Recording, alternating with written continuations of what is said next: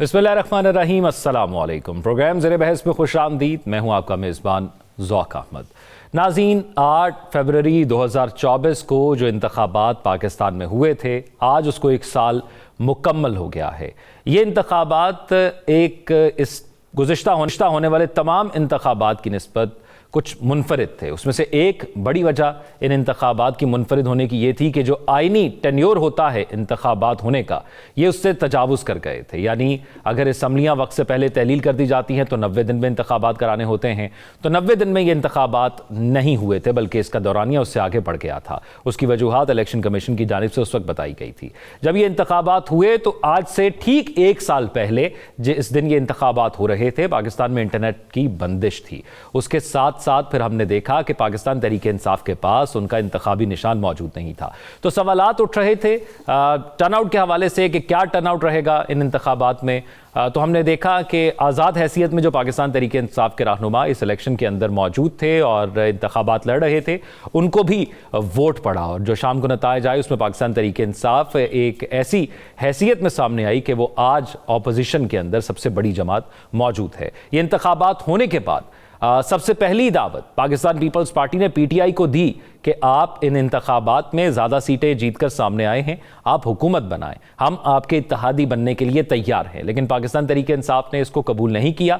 फिर पीएमएलएन की जानिब से ये दावत कबूल की गई और उन्होंने एक बार फिर से हुकूमत बनाई, क्योंकि इससे कबल जो 16 माह की हुकूमत थी वो पीडीएम की, पाकिस्तान पीपल्स पार्टी, पीएमएलएन और दीगर सियासी जमातों के इत्तेहाद से चल चुकी थी। जब पीएमएलएन ने यह हुकूमत संभाली एक बार फिर से, और पीएमएलएन की जानिब से उनके वज़ीर आज़म शहबाज शरीफ साहब ने जब ओथ लिया और बाकायदा तौर पर आगाज़ किया गया, तो उन्होंने ये बावर भी कराया कि हमें सियासी तौर पर इस हुकूमत लेने का नुकसान है, लेकिन हम मुल्क की बेहतरी के लिए और मुल्क की मईशत के लिए हम ये सियासी कुर्बानी देने को तैयार हैं। और उन्होंने फिर इस हुकूमत का आगाज़ किया। अब कुछ मामला पाकिस्तान में ऐसा भी है कि जो 2024 में होने वाले इंतखाबात के बाद अपोजिशन बनी, वो 2018 में हुकूमत में थी। उस वक्त की जो अपोजिशन 2018 की और आज की जो हुकूमत, उनको 2018 के इंतखाबात पर एतराज़ था, और आज की जो अपोजिशन थी और उस वक्त की हुकूमत थी, उनको 2024 के इंतखाबात पर एतराज़ था। लेकिन तशवीशनाक बात यह है कि हमारे यहाँ निज़ाम पर एतराज़ की बजाय सियासी जमातों का ये बयान या ये ख्वाहिश ज़्यादा होती है कि वो बेनिफिशरी हों किसी भी निज़ाम से। जब हुकूमत बन रही है या इंतखाबात हो रहे हैं, आया वो मुतफ़िक़ा तौर पर तमाम सियासी जमातें उस निज़ाम को नहीं मानती, लेकिन तमाम लोग ये चाहते हैं कि बेनिफिशरी वो हों, और अगर कोई भी बेनिफिशरी होगा तो फिर वो उस निज़ाम को तस्लीम कर लेगा। जैसे 2018 में तमाम तरह एतराज़ात के बाद पाकिस्तान तहरीक इंसाफ डिफेंड करती रही, और अब एतराज़ात के बावजूद पाकिस्तान मुस्लिम लीग नून डिफेंड कर रही है इन इंतखाबात को। इसी तरह अगर बात की जाए तो इंतखाबात के बाद अब मौजूदा जो सूरत हाल है, उसमें हुकूमत के कुछ दावे हैं, वो मैं शामिल कर लेता हूँ, फिर पैनलिस्ट की जानिब बढ़ते हैं। माशी बहाली का 1 साल बेमिसाल रहा, नामुमकिन को मुमकिन बनाया, ये हुकूमत की जानिब से दावा किया गया। फिर कहा गया कि पाकिस्तान में महंगाई की शरह सिंगल डिजिट तक उसमें कमी हुई, महंगाई 6.5 साल की कम तरीन सतह पर आ गई है। ओवरसीज़ पाकिस्तानियों को हुकूमत पर एतबार है। बरामदात 27.72 अरब डॉलर से बढ़कर 30.64 अरब डॉलर तक पहुँच गई हैं। पाकिस्तान की शंघाई ताउन तंजीम की मेज़बानी, गैर मुल्की सरमायाकारी में रिकॉर्ड इजाफा, स्टॉक मार्केट में तारीख की बुलंदियों, और ऐसे बहुत से और दावे हैं। इन दावों में कितनी सदाकत है और ये 1 साल इलेक्शन का कैसा रहा, इस पर बात करेंगे। प्रोग्राम में नजमो साकिब साहब, राव खालिद साकिब, बशीर साहब, तीनों सीनियर तज्ज़ियाकार हमारे साथ मौजूद हैं। मैं सबसे पहले नजमो साकिब साहब आपसे आगाज़ करूंगा। मुबारक हो आपको, एक जमहूरी साल मुकम्मल हो गया है। आज से ठीक 1 साल कबल इंतखाबात हुए थे और आज 1 साल मुकम्मल हो गया, तो आप कैसे देख रहे हैं ये जो साल मुकम्मल हुआ इसको? देखिए, बहुत बहुत आपको भी मुबारक हो, खैर मुबारक हो। मुझे आप बात कर रहे थे तो याद आया कि अगर हम पिछले 8 फरवरी से कुछ महीने पहले जाएं तो हम सबको मुसीबत पड़ी हुई थी कि ये इलेक्शन कमीशन डेट नहीं दे रहा, और इलेक्शन कमिश्नर साहब जो हैं वो आसमान की बुलंदियों को छू रहे थे, जिस तरह आजकल हमारा स्टॉक मार्केट नहीं है। सुभान अल्लाह, सुभान अल्लाह। तो आपको भी मुबारक हो, आपके देखने वाले करोड़ों जो आपके नाजरीन हैं उनको भी मुबारक हो कि और कुछ नहीं तो हम ये कह सकते हैं कि हम एक जमहूरी मुल्क में रह रहे हैं जी, और कुछ नहीं तो हम ये कह सकते हैं कि जमहूरी तरीके से ना सही जमहूरी निज़ाम के अंदर रह के جمہوری نظام میں یہ الیکشن ہوئے. دیکھیں یہ نظام پہ آپ نے اعتراض کی بات کی ہے نا, نظام چلاتا کون ہے؟ ہم ہی چلاتے ہیں نا. اور اگر پسند اور ناپسند کی بات ہوگی تو آپ کر لیں جو آپ نے کرنا ہے. یہ تو ہو گئی پہلی بات. دوسری بات یہ کہ یہ جو تنازع کا آپ کا ٹکر چل رہا ہے, مجھے یہ بتائیے کہ 8 فروری آج 1 سال پورا ہو گیا, ان جنرل الیکشنز کے جو نتائج نکلے اس پہ تنازع کس کے لیے ہے؟ آپ کی 2 بڑی سیاسی جماعتیں, مثال کے طور پہ مسلم لیگ نون ہے, پیپلز پارٹی ہے, ان کے ساتھ ان کے اتحادی باقی کے MQM وغیرہ, کیا ان کے لیے تنازع ہے؟ اب آتے ہیں کہ ایک پارٹی کو یہ ہے کہ جی ہمارا مینڈیٹ چوری ہوا اور ہم سے نشان چھینا گیا اور بلے کے ساتھ یہ کر دیا اور محفوظ نشستیں نہیں دی گئیں اور جو ووٹ پڑے تھے وہ گنے نہیں ٹھیک طرح سے گئے. لیکن ان کے بارے میں بھی دیکھ لیجئے گا کہ جہاں جہاں سے یہ جیتے, یہ کہتے ہیں جی 180 سے زیادہ ہم نے نیشنل اسمبلی کی سیٹیں جیتی, تو وہاں پہ کوئی تنازع ہے؟ پھر جب 2018 کے الیکشن ہوئے تو اس کے نتیجے جو ہیں وہ ان کے مطابق نکلے, اس میں کیا تھا؟ اور وہ جو 4-5 حلقے کھولنے تھے وہ کیوں کھولنے تھے؟ تو آپ کو پتہ چلے گا کہ یہ ایک رو ہے, یہ ایک رو ہے. دوسرا زاویہ, الیکشن ہوتے ہی متنازع ہیں, صرف پاکستان کی بات نہیں ہے. ابھی دیکھ لیجئے یہ الیکشن جو ہارے ڈونلڈ ٹرمپ صاحب, آپ نے دیکھا تھا کہ انہوں نے وائٹ ہاؤس پہ چڑھائی کر دی 2020 میں. ہم نہیں مانتے, حالانکہ جی 2020 میں جب وہ ہارے انتخابات. جی پھر اس کے بعد دیکھ لیجئے, آپ دیکھ لیں الگور کا الیکشن جو جارج بش کا تھا, رات تک ہم تھے کہ الگور جیت رہا ہے, اچانک جارج بش جیت جاتا ہے. ابھی دیکھیے یہ دلی وغیرہ میں جو ہو رہے ہیں, یہ کیجریوال کے ساتھ کیا ہونے والا ہے.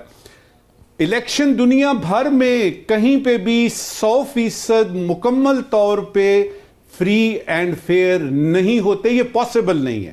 پاکستان کی تاریخ میں یہ کہ شاید ہی کوئی ایک الیکشن ہو جس کے بارے میں یہ کہہ سکے, سارے کہیں کہ ہاں جی یہ فیئر اینڈ فری ہوا ہے.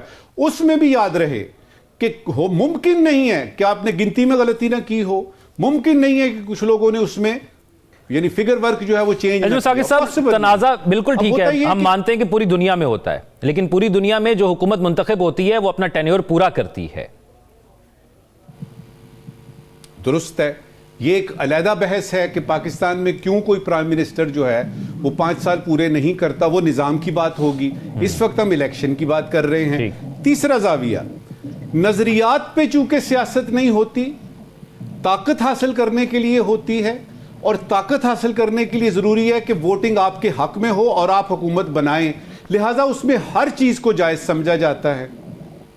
چوتھا زاویہ, بحثیت مجموعی اگر آپ دیکھیں, یہ بڑی انٹریسٹنگ بات بتانے لگا ہوں آپ کو, بحثیت مجموعی اگر آپ پاکستانی قوم کو, مجھے, ثاقب بشیر کو, راؤ صاحب کو, اپنے آپ کو اور جو آپ کے دیکھنے والے ہیں, آپ مجھے خود بتائیے کہ کیا ہم تنازعات کے بغیر, مسائل کے بغیر رہ سکتے ہیں؟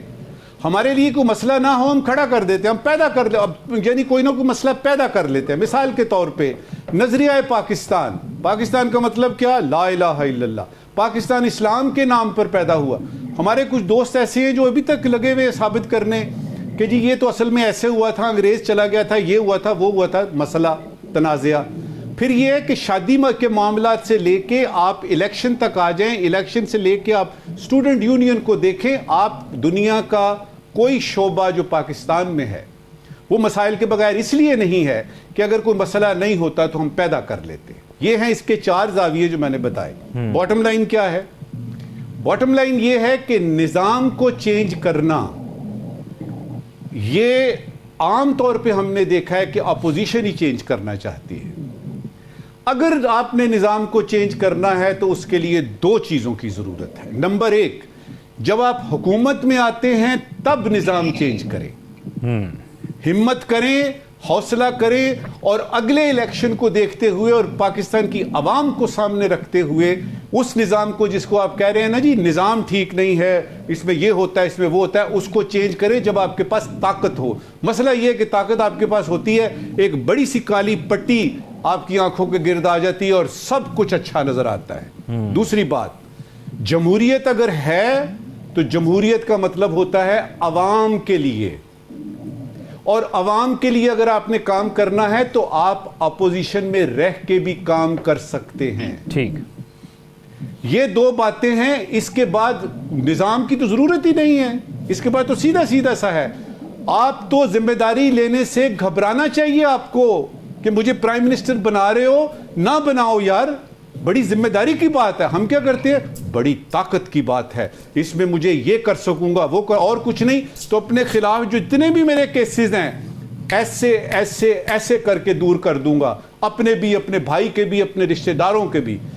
طاقت نظر آتی ہے. جن لوگوں کو پتا ہے کہ انہوں نے ایک دن مر جانا ہے اور حساب دینا ہے, وہ لوگ ان ذمہ داریوں سے گھبراتے ہیں. ہمیں نہ ذمہ داری دی جائے. بڑے بڑے لوگ گھبراتے تھے. اب یہ ہے کہ اس کا کیا کریں گے.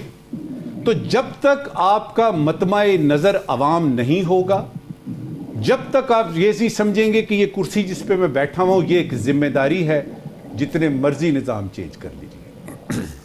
راز صاحب, جب یہ الیکشن ہوا اس سے قبل پی ڈی ایم کی حکومت تھی, تب بھی ان کا یہ بیانیہ تھا. اب جب یہ الیکشن ہوا اس کے بعد کہا گیا کہ ہم نے سیاست کو قربان کیا اور وہ اس ملک کی معاشی صورتحال کو بہتر کرنے کے لیے. اس کا ہمیں عملی طور پر اگر کوئی ثبوت ملتا ہے تو پھر یہ بینک کرپسی کی باتیں نہیں ہوتی کہ پاکستان بینک کرپٹ ہو جائے گا.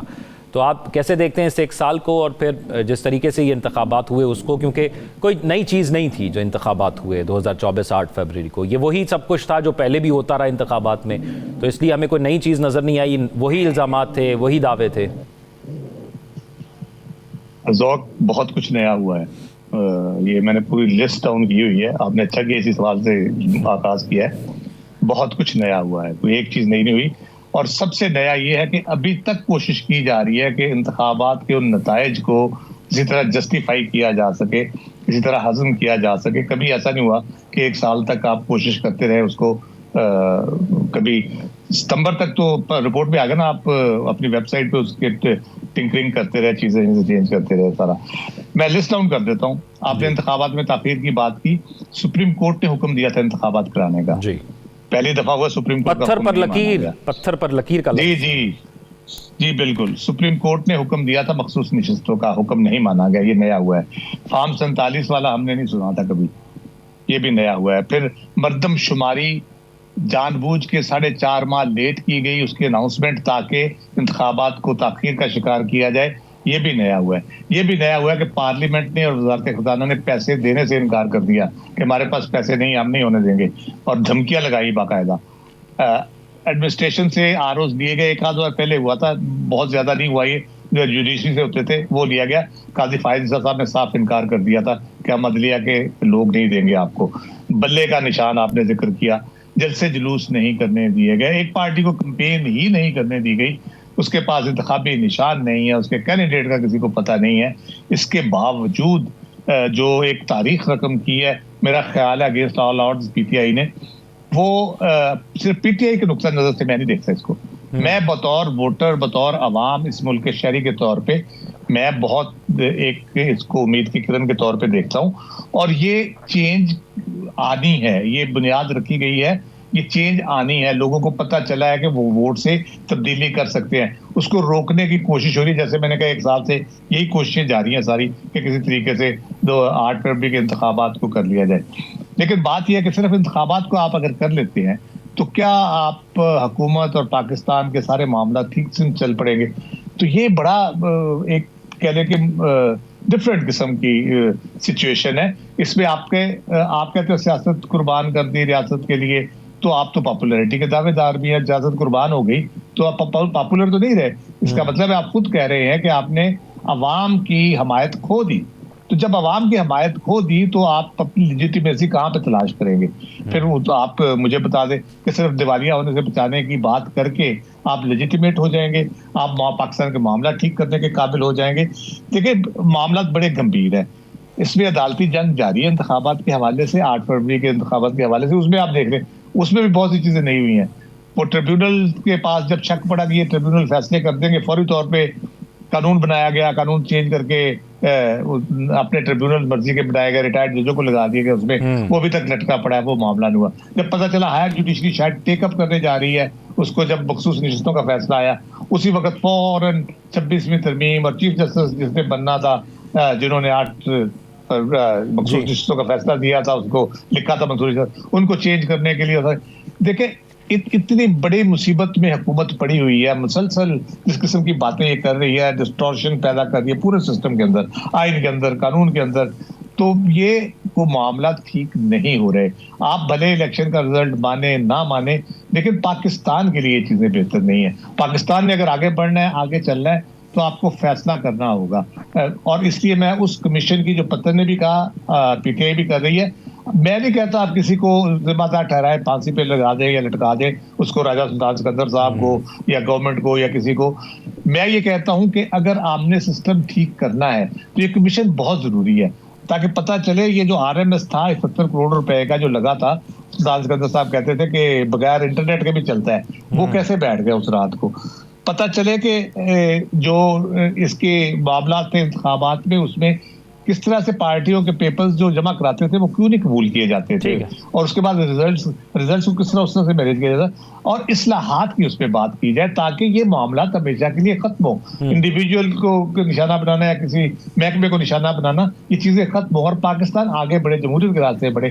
نجم ثاقب صاحب ایک بات کی آخری بات کر دوں، ٹرمپ کے حوالے سے بات کی، اب آیا نا وہ پوری طاقت سے، اب اس کے اقدامات دیکھیں، وہ سسٹم بھی ٹھیک کرے گا، سسٹم لے کے بھی آئے گا، اور نظر بھی آ رہا ہے کہ وہ چیزیں ٹھیک کر رہا ہے. تو جب عوام کی طاقت سے کوئی حکومت آتی ہے نا، وہ پھر یہ کام کر لیتی ہے. راؤ صاحب یہ نہ ہو وہ آپ کہہ رہے ہیں وہ سسٹم ٹھیک کرے، ٹرمپ صاحب کے بعد اگر کوئی اور آتا ہے وہ کہتا ہے انہوں نے امریکہ کو اتنا پیچھے دھکیل دیا ہے کہ اب ہمیں واپس لانا پڑ رہا ہے. پاکستان میں یہی ہوا، اس الیکشن کے بعد یہی دعوے کیے گئے.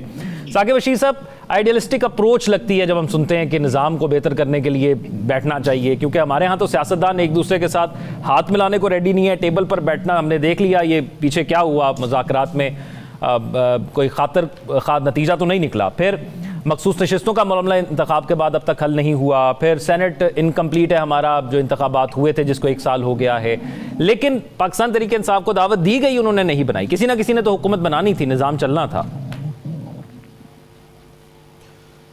یہ الیکشن 8 فروری کے جو الیکشن ہیں، اس کے جو نتائج آئے، آج اس کو 1 سال ہوا، تو میں دیکھ رہا تھا کہ مسلم لیگ نون کے جو رہنما ہیں وہ 2018 میں آر ٹی ایس بیٹھنے اور جو مینڈیٹ چھیننے، مینڈیٹ چوری کرنے، مینڈیٹ پی ٹی آئی کو دینے، اس کے بیانات پہ بات کر رہے تھے.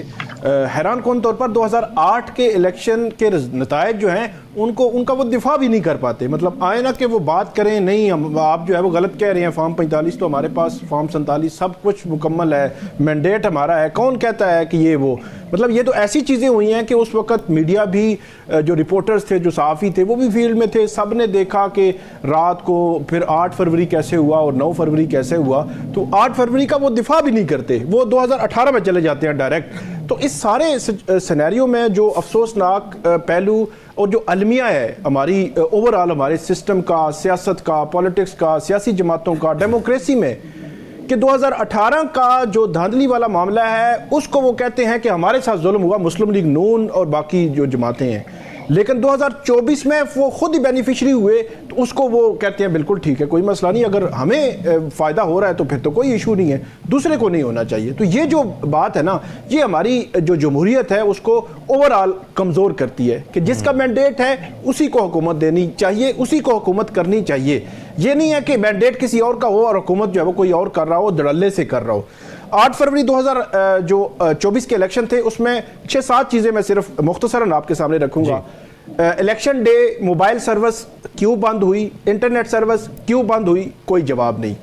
الیکشن مینجمنٹ سسٹم جس پر ارب روپیہ لگ گیا، 70 کروڑ 80 کروڑ روپیہ لگ گیا، الیکشن ڈے پر تقریباً 1-2 بجے کا ٹائم تھا، تو جو چیف الیکشن کمشنر نے آ کر کہا کہ اس کا انٹرنیٹ کے ساتھ تعلق نہیں ہے الیکشن مینجمنٹ سسٹم کے ساتھ، الیکشن مینجمنٹ سسٹم کا.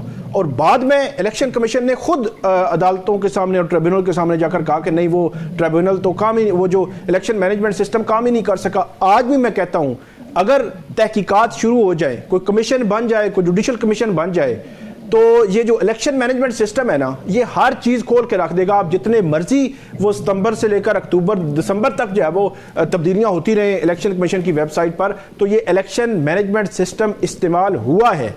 آج بھی بہت کچھ جو ہے وہ پول جو ہے وہ کھول سکتا ہے.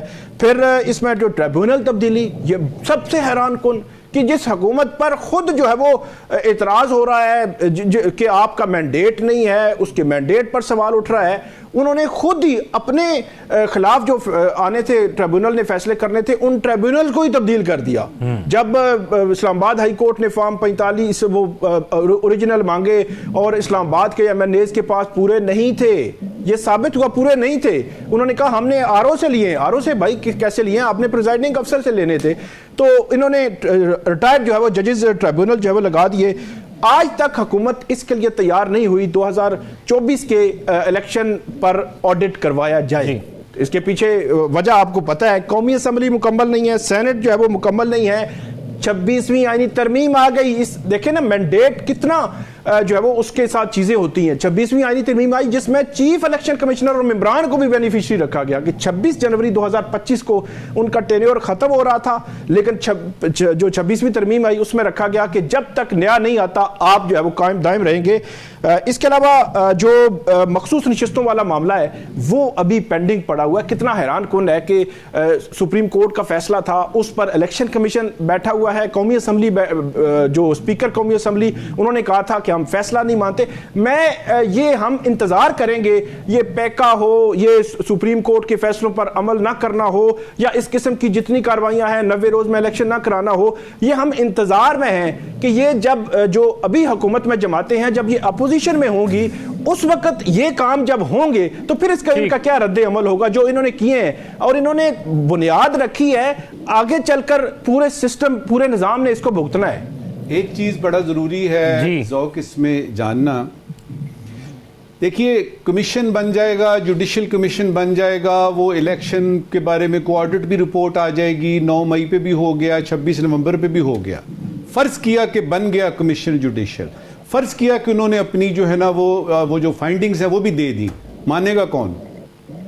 ہم کرتے کیا ہیں، ہم ایک چیز کا حل نکالتے ہیں اور جو حل نکلتا ہے اس کو متنازع کر دیتے ہیں، اور یہ سلسلہ چل رہا ہے، یہ سلسلہ چلتا رہے گا. اصل چیز جو ہے جو آپ نے ابھی بات کی نا، اور جو میں نے اس کو یعنی اس کی تائید کی کہ نظام اگر بدلنا ہے تو اس طرح سے یعنی حصوں چھوٹے چھوٹے حصوں میں نہیں، باقاعدہ طور پہ سارے سٹیک ہولڈرز بیٹھیں اور دیکھیں کہ اس ملک کے خداداد کے ساتھ کرنا کیا ہے. امید بھی یہی ہے کہ یہ سٹیک ہولڈرز بیٹھیں، لیکن ابھی ثاقب صاحب نے بات کی کہ اگر یہ حکومت اپوزیشن میں اگر آگے جا کے جاتی ہے تو جو اقدامات اب کیے ہیں تب کیا ہوگا. تو ہم نے ماضی میں یہی دیکھا اور آگے بھی یہی ہوگا کہ جو اقدامات اب کیے گئے ہیں اور اپوزیشن کو جن پر اعتراض ہے اگر وہ حکومت میں آتے ہیں تو وہ ان کو ریورس نہیں کریں گے، تب وہ اس سے بینیفٹ حاصل کریں گے جو آج ان کے خلاف استعمال ہو رہا ہے اور آج کی حکومت کے خلاف وہ استعمال ہوں گے. ایک بریک کی طرف چلتے ہیں.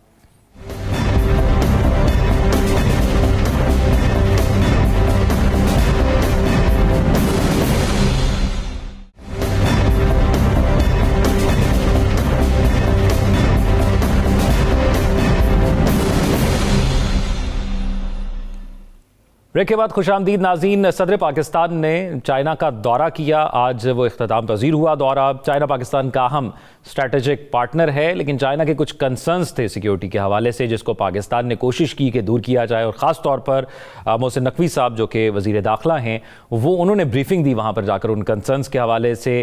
پھر ایک اہم معاملہ یہ ہے اس دورے کو دیکھتے ہوئے کہ ورلڈ آرڈر میں تبدیلی ہوئی تو پاکستان کی کیا فارن پالیسی میں کوئی تبدیلی آئے گی، اور خاص طور پر سی پیک 2 کا جب آغاز ہوا تو اس کے اندر کس تیزی سے اب یہ کام ہوگا، کیونکہ یہ ایک اہم منصوبہ ہے چائنا کے لیے بھی، پاکستان کے لیے بھی، اس پورے خطے کے لیے بھی. اور آپ پاکستان کی مارکیٹ میں جب دیکھتے ہیں، آپ دیکھتے ہیں کہ پاکستان اور چائنا کے ریلیشن کو، تو پاکستان میں ہر چیز آپ کو میڈ ان چائنا نظر آتی ہے، تو اس سے معلوم ہوتا ہے کہ ہمارا کتنا سٹرانگ ریلیشن ہے ان کے ساتھ. راؤ خالد صاحب، یہ صدر آصف علی زرداری صاحب کا جو دورہ چین ہے بڑا مثبت رہا، بڑی اہم ڈیولپمنٹس ہوئی، ہم نے دیکھا کہ بہت سے معاہدے ہوئے، پروگریسو قسم کے معاہدے ہوئے، اور پاکستان کے اندر صرف عملی طور پر نہیں، چائنا کے ساتھ جو معاہدے ہوتے ہیں باقی ملکوں کی نسبت ہم دیکھتے ہیں کہ ہمیں وہ آن گراؤنڈ چیزیں نظر بھی آتی ہیں. ہم نے بہت سے پروجیکٹس پاکستان میں دیکھے، سی پیک دیکھا، گوادر میں پروجیکٹس دیکھے جو عملی طور پر سامنے آئے اور ان کی بینیفٹس دونوں کو ہو رہے ہیں. تو اس دورے کو آپ کیسے دیکھتے ہیں؟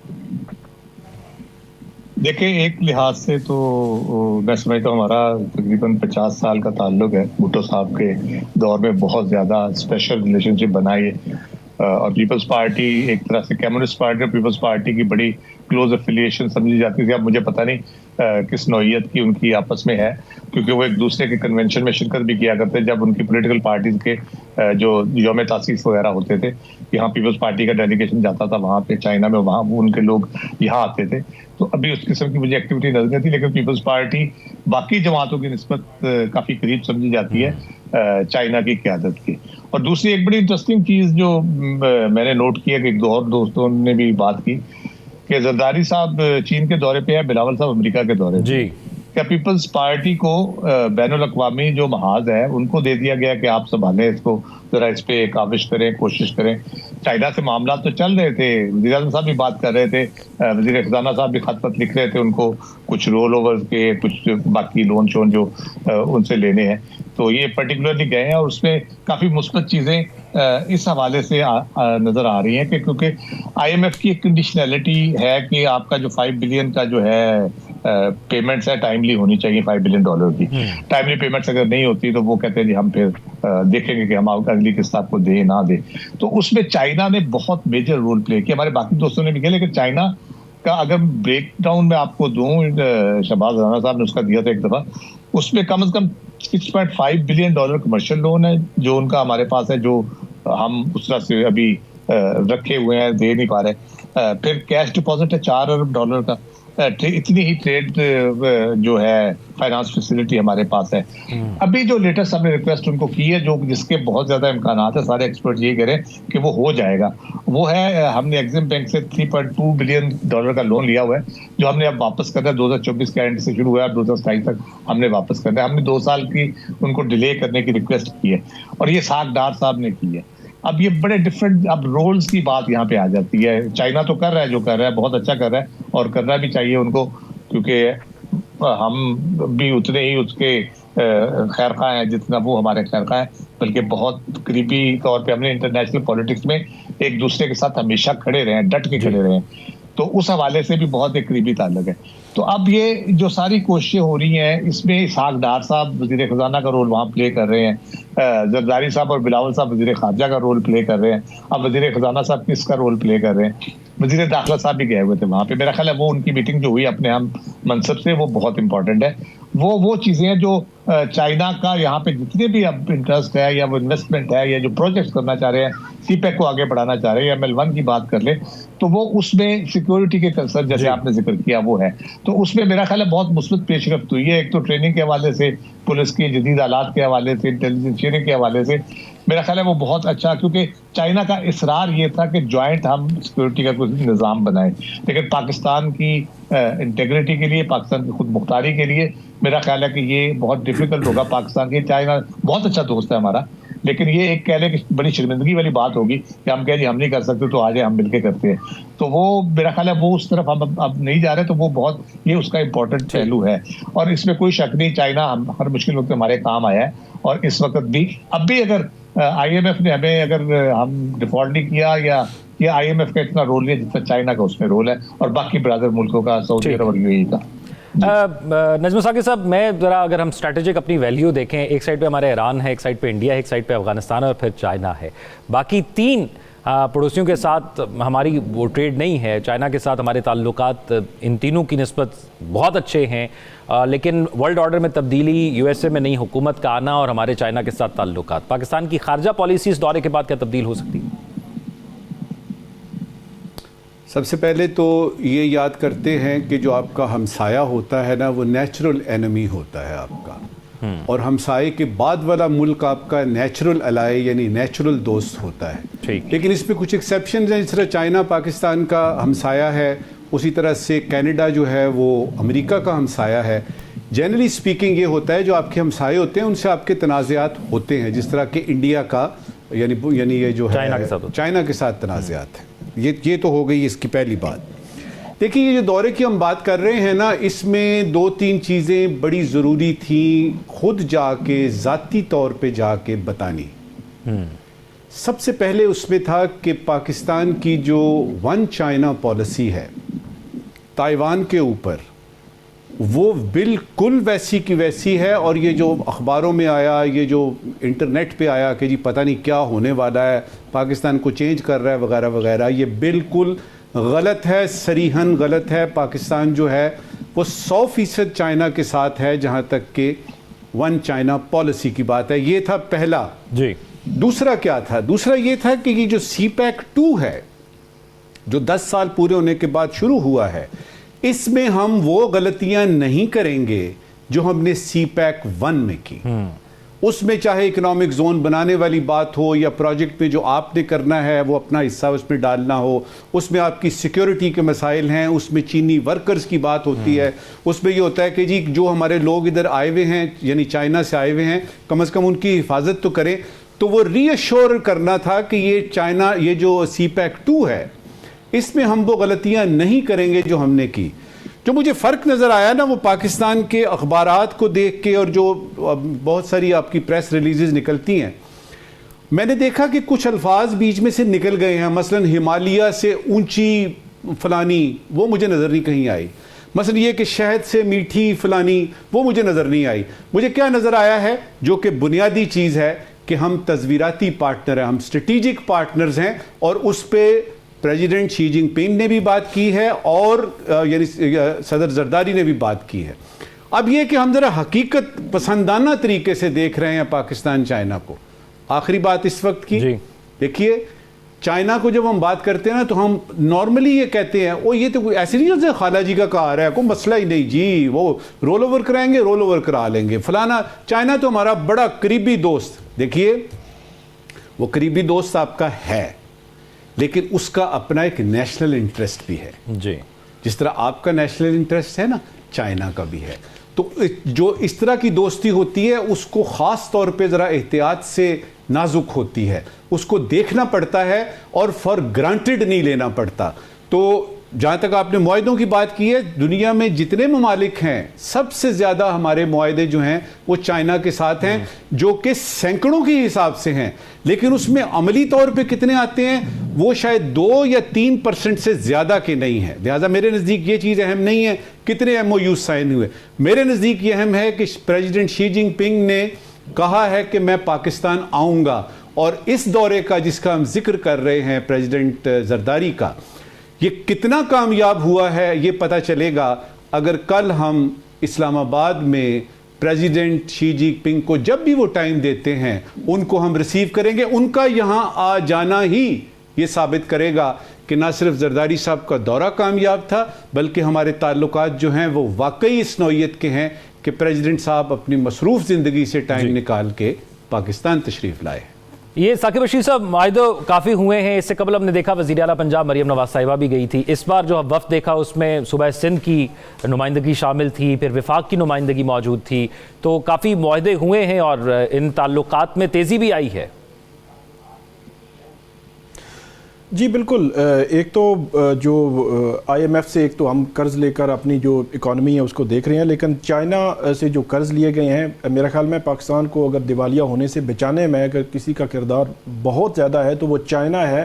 اور چائنا کے ساتھ جو پاکستان کی دوستی ہے وہ ڈکی چھپی بھی نہیں ہے. اور جو سینیریو تبدیل ہو رہا ہے جس طرح ٹرمپ آئے ہیں, ٹرمپ کی جو پالیسیز ہیں مختلف ممالک کے حوالے سے, تو اس سینیریو کو بھی ڈسکس کیا گیا ہے کہ اس سینیریو میں بھی پاک چائنا جو تعلقات ہیں وہ اسی طرح ہی رہیں گے جس طرح جو ہے وہ پہلے ہیں.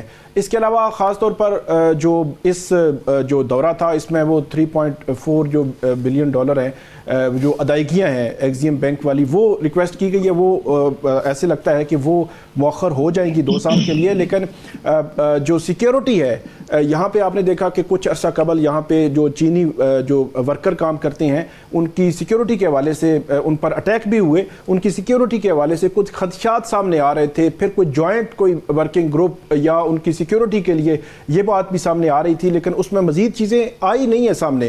ایسے لگتا ہے کہ کچھ ایسا میکانزم پاکستان ضرور بنائے گا اس میں، کیونکہ چائنیز کو انویسٹمنٹ بھی کر رہے ہیں، پاکستان کے قرضے بھی وہ جو دیے ہوتے ہیں وہ رول اوور بھی ہو رہے ہوتے ہیں، لیکن سب سے امپورٹنٹ، سب سے اہم جو پاکستان کے اینڈ پر کام کرنے والا ہے، جو اس دورے میں بھی ذکر ہوا، وہ سیکیورٹی ہے چائنیز کی.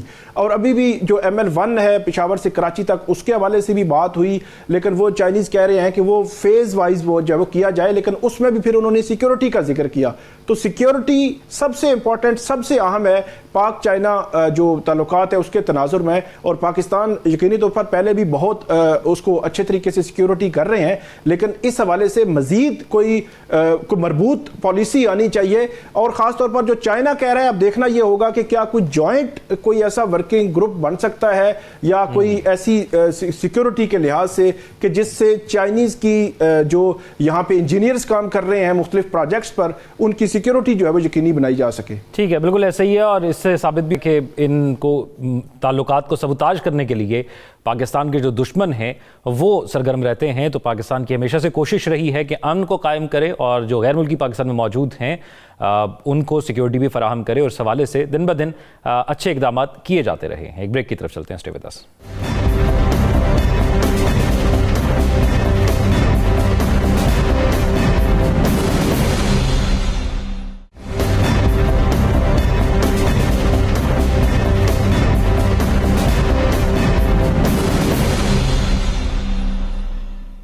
بریک کے بعد خوش آمدید ناظرین. یہ جو عدلیہ خطوط کی زد میں ہے، اس کو ہم کافی دفعہ ڈسکس کر چکے ہیں. اب 26ویں ترمیم کے فیصلے تک ججز تعیناتی مؤخر کی جائے. سپریم کورٹ کے 4 ججز کا چیف جسٹس کو ایک خط بھی سامنے آ گیا، اور اس سے جو نقصان ہوتا ہے، یہ جو خط و کتابت اور پھر جس قسم کے فیصلے ہوتے ہیں، اس کو میں ون لائنر میں کر کے پھر اپنے تجزیہ کاروں کی طرف چلتا ہوں کہ اسلام آباد ہائی کورٹ میں اب جب ججز تعینات کیے گئے 3 دوسری ہائی کورٹ سے، تو پھر وکلا نے احتجاجاً جو ہے وہ پیش نہیں ہوئے، تو پھر جو سائلین ہوتے ہیں ان کے مقدمات رک جاتے ہیں، اس میں ڈیڈ لاک آتا ہے. تو جن لوگوں اور اہم پلر ہے جو اس ملک کا عدلیہ، اگر وہاں پر ہی تنازعات ہوں گے تو پھر اس سے نظام میں بہت بگاڑ پیدا ہو جائے گا. نجم ثاقب صاحب، 4 ججز کا مزید خط آ گیا. ہر ہفتے ہم جب پروگرام کرتے ہیں تو ہم دیکھتے ہیں کہ کچھ خطوط اکٹھے ہو جاتے ہیں جس کو پھر ہم اپنی ڈسکشن کا حصہ بناتے ہیں. اب مزید ایک خط آ گیا، آپ کیسے دیکھ رہے ہیں اس کو؟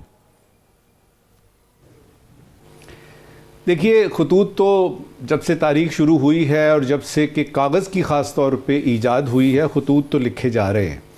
لیکن جو اس وقت کھکھیڑ مچی ہوئی ہے، جو کہ عدلیہ آپ نے کہا خطوط کی زد میں ہے، تو میرے خیال میں بات شروع ہوتی ہے ان 6 ججز کے اس خط سے جس نے کہ خاصا تہلکہ مچایا دائیں بائیں، اور پھر وہ منتج ہوا اس بات پہ کہ 26ویں ترمیم آئی، اور اس میں یہ کہ ججز کی پوسٹنگ، ٹرانسفر، یہ وہ وغیرہ جو ہے، ان کی بات جو ہے وہ مکمل طور پہ، مسلمہ طور پہ، یعنی سکہ بند قسم کی چیز جو ہے وہ کر دی گئی. اب یہ کہ یہ خطوط کیوں لکھے جاتے ہیں؟ یہ خطوط اس لیے لکھے جاتے ہیں، چاہے وہ چیمبرز میں بیٹھے ہوں، ہائی کورٹ میں، سپریم کورٹ میں، یا سلاخوں کے پیچھے ہوں، کوئی قیدی لکھ رہا ہو، تو یہ خطوط اس لیے لکھے جاتے ہیں کہ بس نہیں چل رہا، آپ نے اب آپ کو کوئی وہ پلیٹ فارم نہیں مل رہا جہاں پہ آپ بتا سکیں کہ دیکھیے یہ غلط ہو رہا ہے. تو ان کے 2 مقاصد مجھے نظر آ رہے ہیں. پہلا مقصد یہ ہے کہ یہ غلط ہو رہا ہے، اس کو ٹھیک کر لیجئے. دوسرا مقصد یہ ہے کہ دیکھیے میں نے بات کرنی تھی، میں نے کر دی، میرے ہاتھ صاف ہیں.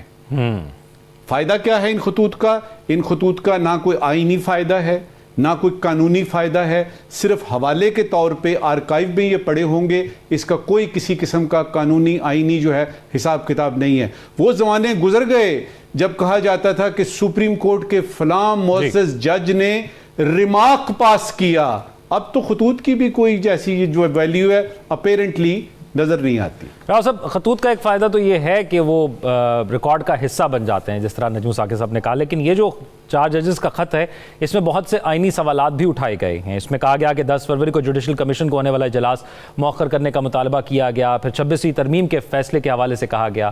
تو آپ کیسے دیکھ رہے ہیں؟ کیا کوئی فائدہ بھی ہوگا خط لکھنے کا، یا بس صرف یہ ریکارڈ کا حصہ ہوگا؟ دیکھیں، یہ نجم ثاقب صاحب نے درست کہا کہ جب کوئی بس نہیں چلتا تو وہ پھر کوئی فرسٹریشن ہوتی ہے، چیزیں ہوتی ہیں. تو آپ کو پتہ بھی ہو، جب آپ کے سامنے ساری صورتحال ہو، یعنی اگر بطور جج بیٹھ کے دیکھوں تو میں کروں کہ میں نے باقی اپنے 5 ساتھیوں کے ساتھ مل کے خط لکھا اپنے چیف جسٹس کو کہ یہ معاملات ہو رہے ہیں, عدالتی معاملات میں مداخلت ہو رہی ہے, اور انہوں نے کوئی لفٹ نہیں کرائی مجھے. میں نے اوپر سپریم کورٹ میں بات کی تو وہاں سے پتا چلا کہ جی وہ کہ ادھر سے بھی کوئی مسئلہ حل نہیں ہو رہا, الٹا ڈانٹ پڑ گئی, پہلے قاضی صاحب سے پڑی, ابھی سنا یہی آفیسی صاحب نے بھی.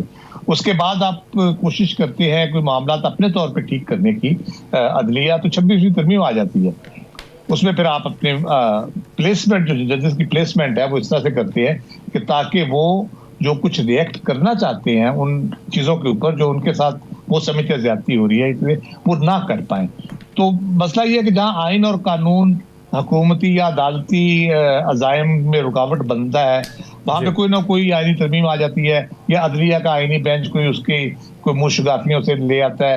حتیٰ کہ الیکشن کمیشن بھی اپنی قانونی منشگافیوں سے وہ فیصلے پر عمل درآمد نہیں کر رہا. تو ریکارڈ کا حصہ یہ ضرور ہے, لیکن یہ بات بھی یہاں ہے کہ یہ سارا پروسیس ہوتا تھا, ججوں کا بھی ساری چیزیں ہوتی تھی اور کوئی اتنا مسئلہ نہیں ہوتا تھا. اب کیوں مسئلہ ہو رہا ہے؟ اس میں بنیادی طور پہ جس نیت سے یہ سب کچھ کیا جا رہا ہے, یہ پورا پروسیس جو ہے وہ ایک بدنیتی پہ مبنی ہے, اس وجہ سے مسئلے پیدا ہو رہے ہیں کہ اس کے نتیجے میں خرابی بڑھ سکتی ہے, نہ صرف ججوں کے لیے, نہ صرف نظام عدل کے لیے, بلکہ عام پاکستانیوں کے لیے بھی بہت سارے مسائل پیدا ہو سکتے ہیں, ملک کے لیے ہو سکتے ہیں. اچھا ثاقب رشید صاحب, کیا یہی مقصد ہے کہ اخلاقی طور پر سمجھا جا رہا ہے کہ جو کچھ کیا جا رہا ہے وہ ٹھیک نہیں ہو رہا, قانونی طور پر تو اس کے اندر گنجائش موجود ہے جو کچھ کیا جا رہا ہے؟ نہیں, قانونی طور پر بھی اس میں نیت کا بڑا عمل و دخل ہے. دونوں خطوط لکھے گئے ہیں, جسٹس بابر ستار نے, ایک چیف جسٹس عامر فاروق, اور باقی جو 4 ججز نے سپریم کورٹ کے چیف جسٹس کو لکھا ہے. اس میں وہ بتانا یہ چاہ رہے ہیں, بڑا سمپل سا میں آپ کو بتا دیتا ہوں کہ 26ویں ایک آئینی ترمیم آئی, اس کے خلاف درخواستیں آ گئیں, 3.5 ماہ ہو گئے ہیں. اس 26ویں آئینی ترمیم کے تناظر میں آپ جج تعینات کر رہے ہیں, ہائی کورٹ میں بھی اور سپریم کورٹ میں ابھی 8 جج لا رہے ہیں. تو جب اس پر عمل ہو جائے گا اور وہی جج آ کے وہ 26ویں آئینی ترمیم دیکھنا شروع کر دیں, تو یہ کیسے ہو سکتا ہے کہ آپ جو ہے وہ اس طرح جو ہے وہ, یعنی جو لوگ بینیفیشری ہیں وہی فیصلہ کریں گے اس چیز کا, یہ سمپل جی وہ سمپل سا انہوں نے بتایا کہ وہ جو پہلے جو فل کورٹ تھی 16 ججز کی, وہی جو ہے وہ 26ویں آئینی ترمیم کو سنے اور فل کورٹ جو سن لے, جو بھی فیصلہ اس میں کر دیں. پھر جو 3 ججز ہائی کورٹ میں آئے ہیں اس کے حوالے سے انہوں نے بتایا کہ جب ایک جج جو ہے وہ لاہور ہائی کورٹ کا حلف لیتا ہے تو جب اسلام آباد ہائی کورٹ میں آئے گا تو اسلام آباد کا حلف لے گا اسلام آباد ہائی کورٹ کا, تو اس کا دوبارہ سے حلف ہوگا. دونوں اس خطوط میں یہی بات کی گئی ہے کہ اگر آپ اس طرح شروع کر دیں گے کہ ایک لاہور ہائی کورٹ کے 15 نمبر کے جو جج ہیں ان کو آپ اسلام آباد ہائی کورٹ میں دوسرے نمبر پر لے آئیں اور وہ سپریم کورٹ کے لیے ایلیجیبل ہو گئے, تو وہ کہہ رہے ہیں کہ جو کام ڈائریکٹلی نہیں ہو سکتا, کہ مگر اگر وہ 15 نمبر پہ لاہور ہائی کورٹ میں تھے تو وہ سپریم کورٹ کے لیے ایلیجیبل نہیں تھے, تو وہ انڈائریکٹلی بھی نہیں ہو سکتا کہ آپ ان کو اسلام آباد ہائی کورٹ میں دوسرے نمبر پر لے آئیں اور وہ سپریم کورٹ کے لیے ایلیجیبل ہوں گے. تو یہ نکات بڑے اہم اور قانونی نکات ہیں, ان کو سپریم کورٹ کو میں یہ سمجھتا ہوں چیف جسٹس یحییٰ فریدی ان کو دیکھنا چاہیے. جوڈیشل کمیشن کا اجلاس جو 10 کو ہونے جا رہا ہے 10 فروری کو, اس اجلاس کو مؤخر کرنے کے حوالے سے جو ابھی تک باتیں سامنے آئی ہیں, میرا خیال یہ ہے کہ جو وکلا ہیں, بار ایسوسیشن ہے, وہ بھی یہ مطالبہ کر رہی ہیں, تو اس کو مؤخر کرنے میں کوئی حرج نہیں ہے کہ آپ 26ویں آئینی ترمیم پہلے سن لیں اور اس کے بعد جو ہے وہ یہ اجلاس بھی کر لیں. جتنے ججز لگانے ہیں یا جتنے بھی اقدامات کرنے ہیں وہ بعد میں بھی ہو سکتے ہیں, چہ جائے کہ وہی آپ لوگ لگا دیں کہ جو بینیفیشری اور وہ خود ہی جو ہے وہ سارا کچھ سننا شروع کر دیں. ٹھیک ہے نجم ثاقب صاحب, آج کے سوالات. شکریہ ذوق. ایک ضروری سوال ہے اور ایک غیر ضروری. پہلے ضروری سوال. جی, پچھلے دنوں چیئرمین FBR نے بتایا تھا کہ نوجوان افسروں کے لیے ہر صورت میں 1010 نئی گاڑیاں خریدی جائیں گی تاکہ ٹیکس کی وصولی کے ہدف کو حاصل کیا جا سکے. ضروری سوال یہ ہے کہ 1000 سے زائد نئی گاڑیاں خریدنے کا حکم IMF سے آیا تھا یا یہ درخواست جاپان کی کسی لوکل کمپنی نے کی ہے؟ رائٹ. آج کا غیر ضروری سوال. شاہد خاقان عباسی صاحب نے کہا ہے کہ حکومتی کارکردگی صفر ہے. حکومتی کارکردگی صفر ہے, کسی بھی وقت فارغ ہو سکتی ہے. غیر ضروری سوال یہ ہے کہ پاکستان کی تاریخ میں صفر کارکردگی پر آج تک تو کوئی حکومت بھی فارغ نہیں ہوئی, تو فارغ ہونے کی وجوہات تو کچھ اور ہوں گی. تو شاہد خاقان عباسی صاحب اگلی دفعہ ہمیں اصلی وجوہات بتائیں گے. ہمارے ناظرین سوشل میڈیا پر اپنے فیڈ بیک سے کریں گے. اپنا خیال رکھیے گا. اللہ حافظ.